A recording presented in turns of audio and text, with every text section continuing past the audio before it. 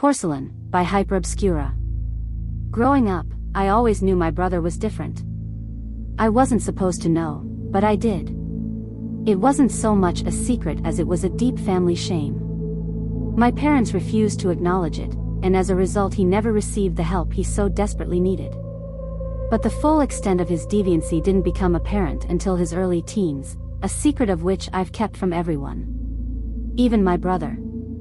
If he knew that I knew, I'm not sure what would happen. It was an accident. That's how it all began.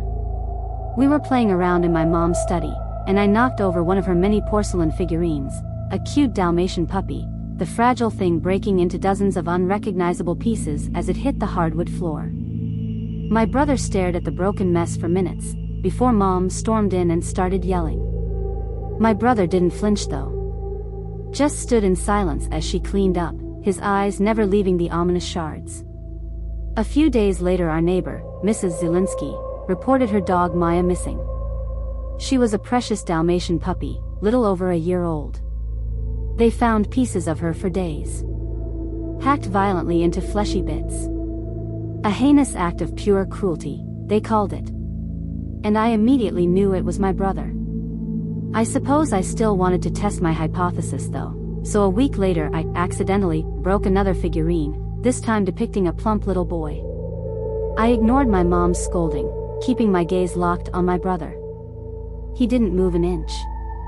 Just stared at the headless figurine on the floor. My mom locked the study after that incident. A few days later Billy O'Donnell disappeared. 10 years old, freckled, a bit on the heavy side. They found his body 5 days later. It took another 2 before they located his head. The expression frozen on his face was one of unimaginable pain and fear. I knew then for sure what my brother was. And I swore to myself to keep it secret. To keep him safe. I would become the help he always needed. He'd happen upon broken remains of porcelain figurines all through his teenage years. A young beautiful woman. A dapper middle-aged man sporting a broad-brimmed hat. A frowny-faced old lady cradling a cat. A handsome fellow in a sparkling red jacket. Some turned up in tiny pieces. Others were never found. He can never know that I know, though. Know that I'm the one who breaks them. Know that I deliberately leave them where he can find them. Know that I paint the figurines myself. One to resemble the slutty cashier that kept flirting with my husband. One to resemble my pervert of a boss.